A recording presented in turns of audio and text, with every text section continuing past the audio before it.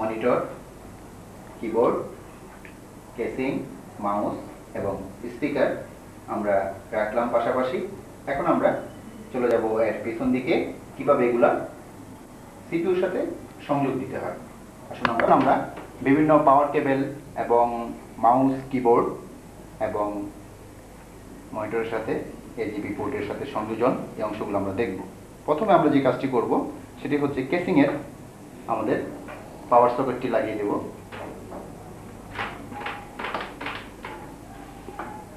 এটি হয়ে গেল।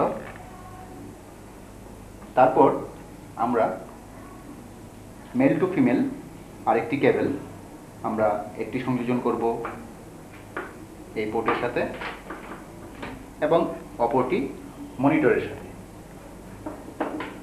পাওয়ার আমরা দেখলাম যে সরাসরি সিপিইউ থেকে মনিটরে ইন করেছে, এভাবে কোনো সমস্যা নেই 14 ইঞ্চি বা 15 ইঞ্চি মনিটরের ক্ষেত্রে।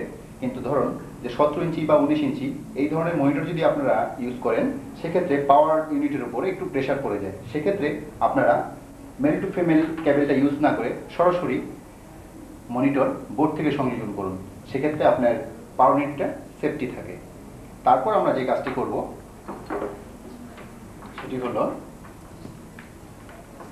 AGB port. এজিবি পোর্টের সাথে আমরা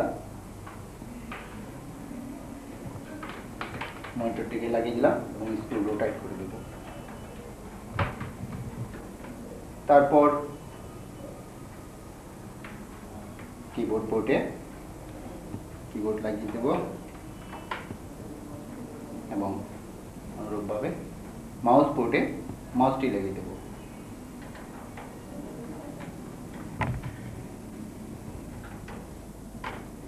এবং মাল্টিমিডিয়া পোর্টে স্পিকারের আউটপুটটি আমরা লাগিয়ে দেব এই অংশে।